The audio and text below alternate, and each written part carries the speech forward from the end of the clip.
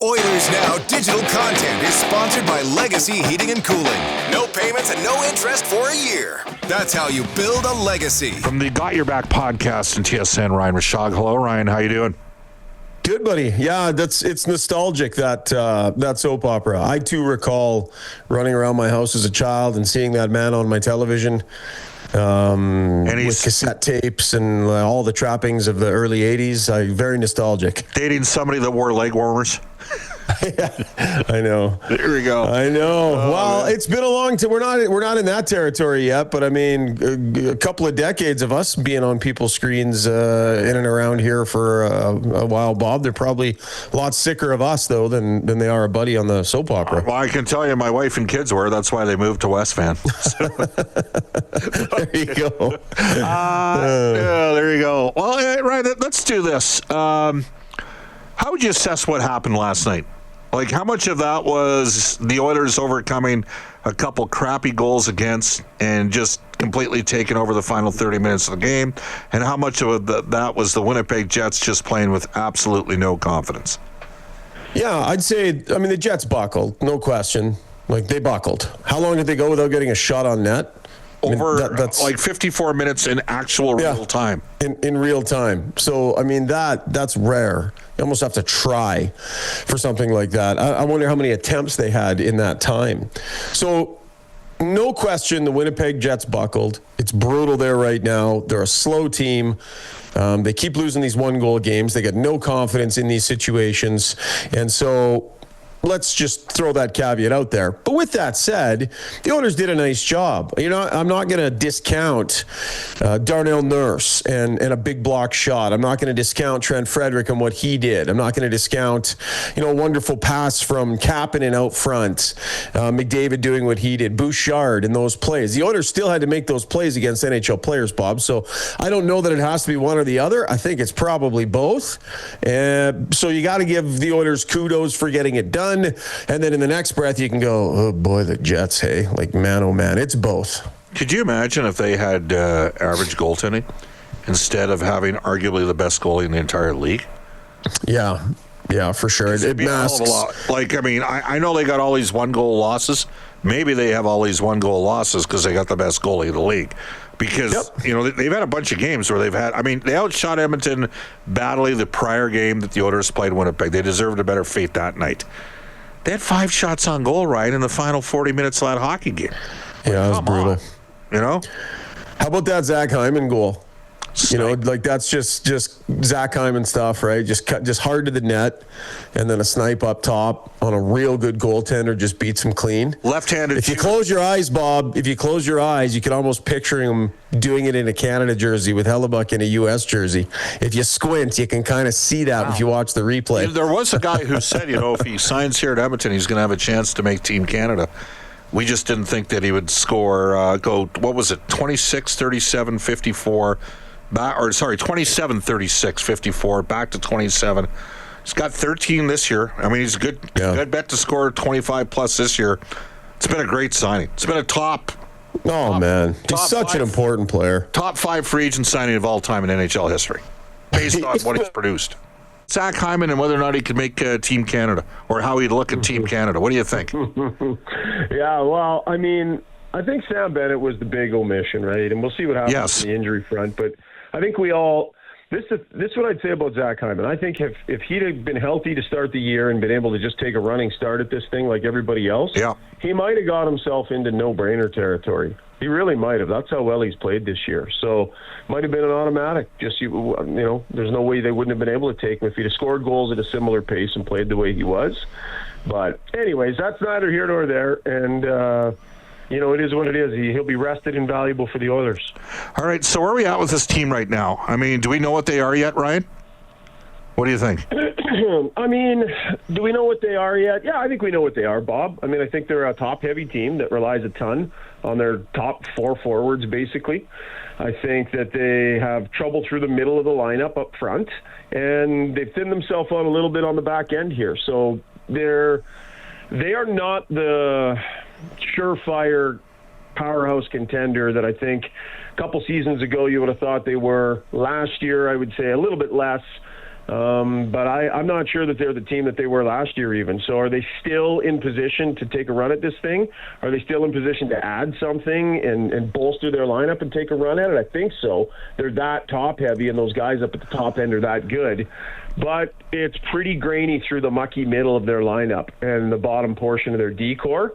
And so that needs to come into focus here in the next couple of months, I think, for them to be really legit the way I think they were the last couple of years. All right, so here's the deal. They're having their pro meetings as we speak. You know that. And they made some bets here. So they traded for Frederic, extended him basically upon the completion of the Stanley Cup Final, 8-year deal, $3.85 million. They made the trade for Wallman. And then after McDavid got his short-term deal, basically said this is what it's going to be, they got Wallman done on a 7x7 deal. And they made a bet on July 1st on Andrew Mangiapane. So you talk about the mushy middle. Frederic, Mangiapane, now they got a bonus here with Roslovic, because Roslovic at $1.5 million, you're taking him all day at that price point. That's a massive win on that contract. So... yeah. How much of this is, we don't know with Wallman yet. We haven't seen the top 4D together all year. We haven't. We don't. Ekholm wasn't right when Wallman was playing. Ekholm and Bouchard's playing, I think, really well right now. So we don't know what the D is yet. How much of the mushy middle is tied to Frederic and Mangiapane and maybe what they haven't produced in terms of secondary scoring? Yeah, a little bit for sure. I mean, if you'd have said to me, what's a realistic expectation for Trent Frederic coming into the season, I think most of us would have said, in an ideal world, if he's skating well and playing well, he could maybe push for that third-line center spot, maybe. But if it's not going great, then likely lands in a fourth-line winger spot, right? That was sort of third or fourth-line winger spot was kind of the fallback plan. And here he is struggling to stay in the lineup. So, didn't see that coming. It hasn't been good. That said, I like what he did the other night. I like the fact that he went and found that fight. That's a tough guy, not an easy guy to fight. And I thought he was a little hard on himself. I didn't like the way he skated off the ice and slammed the glass, almost like he was frustrated with himself or angry about. I think he was upset he fell in the fight, that he lost his balance. I mean, but sure, upset about the way he fell, but what he did was a good thing. Yeah. And he stood up for his captain, took on a big, strong guy, did fine in the fight. It got a little awkward at the end when he had to protect himself. Sure, there's a screenshot or two that looks not great, but whatever. That's a gutsy thing he did, and I 100% agree. I would like to see Trent Frederic let those things build him up. And I hope in hindsight he looks back at that and goes, that was good. That was a win. That's something, and I hope his teammates have made sure to make him feel that way too, because when he slams his hand on the way off the ice, you're thinking, man, even the wins aren't feeling right for him. And that should have felt like a win last night for him. So I like that. But overall, you're right, the play hasn't been good enough. Mangiapane's been an abject disaster, no other way to put it, spending that much money. But here's the history on Mangiapane. I think people need to remember, Bob. Correct me if I'm wrong, but did they not target Roslovic first? Yes. And then fell back to Mangiapane, right? And you could say, well, when you didn't get Roslovic, maybe you should have, your pro scouts should have waved you off of Mangiapane or whatever, that they shouldn't have done that. But if you recall that free agency, what else were they right in the middle of trying to do at the time of free agency? Right? They were trying to sign Connor McDavid.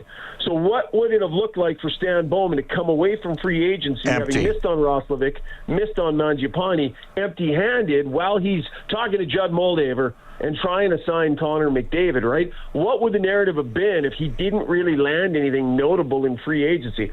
I don't think it would have been good, and I'm not saying it makes the signing okay. I just don't forget the position he was in.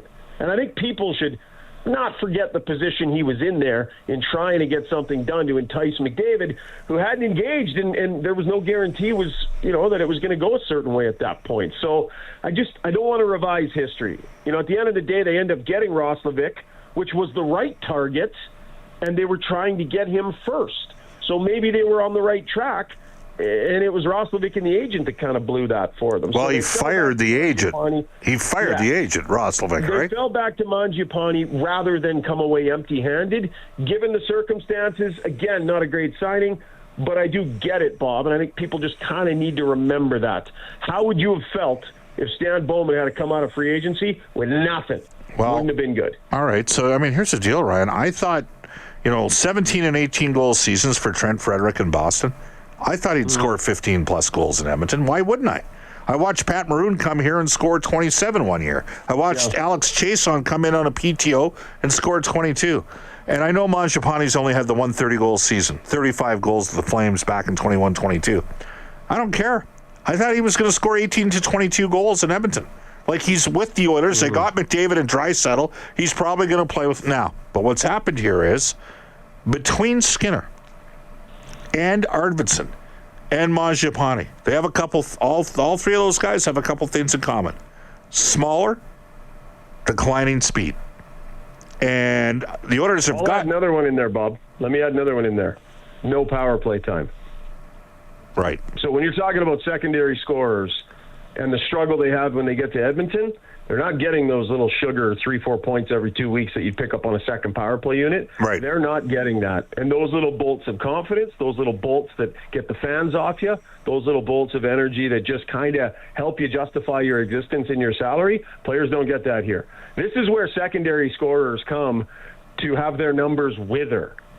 And I'm talking about secondary scorers beyond Ryan Nugent-Hopkins, Zach Hyman, or like those are the first line of scorers. I'm talking about the next group. I'm talking about Arvidsson. I'm talking about Skinner. I'm talking about Yamamoto. I'm talking about Puljujarvi. I'm talking about people that have been put in these positions year after year after year, and there is never any traction for any of them.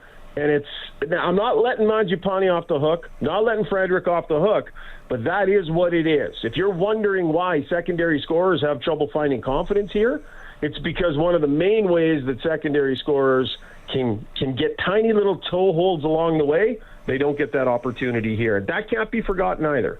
And I can twist this the other way. Why has Vasily Podkolzin been a positive surprise?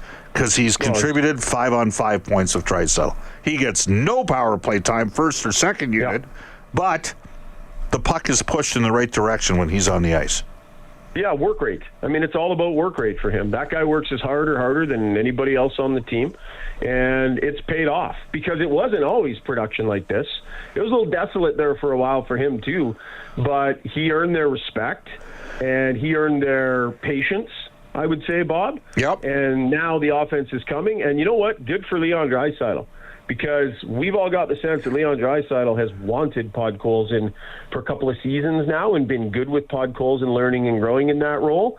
So good for Leon Draisaitl, because while McDavid has been, having Zach Hyman and Ryan Nugent-Hopkins through all these periods and even strength minutes, Leon Draisaitl's been carrying around third and fourth line players. Let's just call it what it is. He has been for a long time.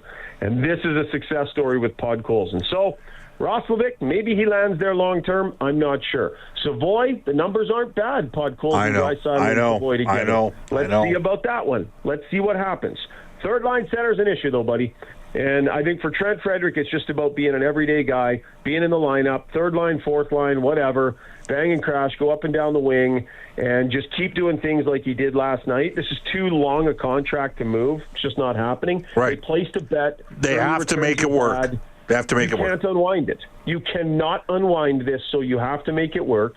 And it'll be baby steps, and maybe it'll be painful for Oiler fan. Maybe it won't be at all this season, but there's a better player here than what we're seeing. And last night should have been a little victory heading in the right direction. I hope it was for Trent Frederic. All right, so we had some people last night putting out on Twitter, we hear the asking price for Roslovic is $6.5 million on 3 years.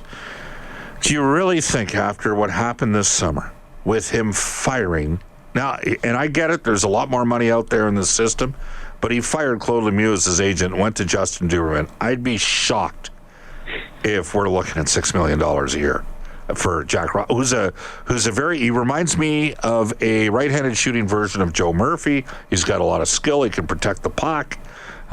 He's a very streaky scorer. We know about that. He's already had one hot streak here at Edmonton. I just don't see an agent, after what transpired with him in the summer, he didn't come close to what he was looking for. I don't see that happening at that price point. Well, you're talking about free agency.